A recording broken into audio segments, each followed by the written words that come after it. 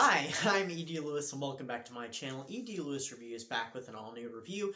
For this video, I'm going to tell you right now we are taking a brief break from horror to do something just a little different. I hope you'll bear with me. Before we get started, make sure you hit that like and that subscribe button and hit that little bell so you'll get notifications on my latest videos. And please leave a comment down below because I do enjoy reading those comments, no matter how long or short they are, and even if they're saying hello. Or what you think of the content, or if you have any questions, comments, concerns, as long as it's, not rude or inappropriate or anything, nasty, because nobody likes that. So, for this video, we are taking a brief break from horror to talk about a little pulp. And I have talked about some pulp stuff before, usually in Gothic, but we're going to take a little side turn here, and we're going to talk about a book I recently finished reading, and that is The Mark of Zorro, or The Curse of Capistrano, as it was originally called back in 1919 when it was published in All Story Weekly, which was a magazine that had a bunch of pulp stories, and I assume it was all literature. I don't know if there was anything else in it. I'm sure there was advertisements. But it was written by Johnston McCulley. So everybody knows who Zorro is, or at least I hope so. You've at least seen movies about Zorro, TV shows. Well, this story, The Curse of Capistrano, or The Mark of Zorro, tells the story of old California around the 1820s or so, which is suffering from oppression from the sinister Capitan Ramon. And he's oppressing the people. He's harassing young ladies, or at least one in particular in the story. And he's even harassing the clergy, too, and persecuting them as well. So everybody is basically under this tyranny from this Capitan, and also he has it in good with the governor of California. I'm sorry if I have an accent when I do these, because when I watch Zorro, I read Zorro stuff, which, I mean, this is like one of the only Zorros I've read, and we'll talk more about that later. I have a tendency to talk like they do in, like, the Disney TV show, which is the one I grew up watching, with Guy Williams as the character of Zorro. So I apologize for that. I don't mean anything by it. It's just what I naturally do, and I do apologize. So who stands up for the people in this this time of tyranny? It is Señor Zorro, who comes in the night dressed in his mask that covers his face, his sombrero, and his purple cloak, and he fights injustice, leaving the mark of Zorro upon their person, a Z. So, like I said, this tells the story of that, and there's not a lot of plot-wise, except for it is a romance, because there is a young lady named Lolita, who is being romanced by two people. One is Don Diego Vega, who is a wealthy young Don, about 24, 25. There's an inconsistency in the story, because earlier they say he's 24, but later they say he's 25. Who's recently returned to the area. He owns his own house.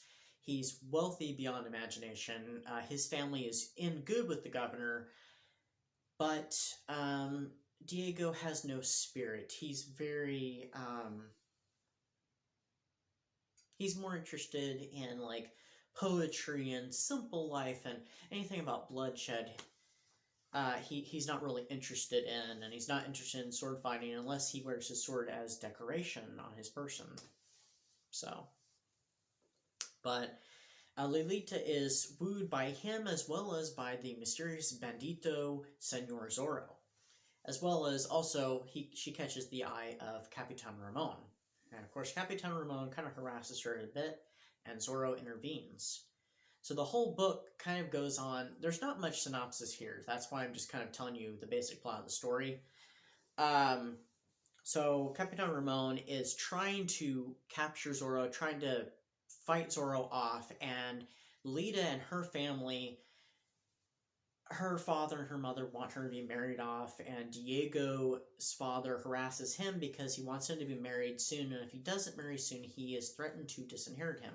So he is trying to get in good with the senorita, and she prefers the advances of the bandit instead, because he seems much more romantic and much more actually interested in her, as opposed to, oh, well, I need a wife. So, as time goes on, Señor Zorro ends up gaining a bit of, not exactly political, but some backing from the local dons and caballeros, who help him to fight against the injustice. And I feel like if I tell any more about the story, it'll give too much away. There is a plot to it. It's just not as strong of a plot. It's kind of a more of a, it's the plot is more kind of flowing. It's not so solid. So, but it's a very good story to read. It's not wonderfully written because it was written, 1920s pulp, 1919, but it is very good. I'd highly recommend reading it. It's very action-packed. It held my attention, and I could not put it down.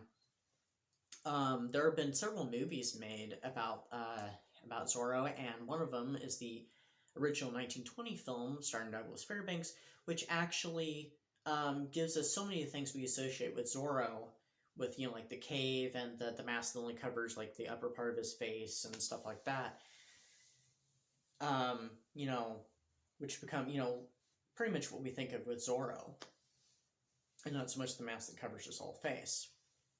And of course, there's the Tyrone Power, Zorro. There was Guy Williams. There's the Alain Delon film, which I recently watched. There's Antonio Banderas had his run as Zorro. There's been all kinds of Zorros in TV and movies and animation. I may end up rereading rather the Zorro novel by, and I can't remember her name at the moment, but I think I'm gonna reread that soon. So I may do a whole other review on Zorro. So if you enjoyed this and you want me to continue on, please let me know. I probably will go ahead and read the other one and review it, but we're kind of running short on time here, and I don't know how much space I have. So do check out The Curse of Capistrano or The Mark of Zorro. I do believe you can read it online for free, but I think there are I know there are some inexpensive Kindle editions available. So please do check those out, and check it out for free if you so wish to. That is The Mark of Zorro or The Curse of Capistrano by Johnston McCulley. I'll see you soon. So stay spooky and have a great spring. Bye-bye.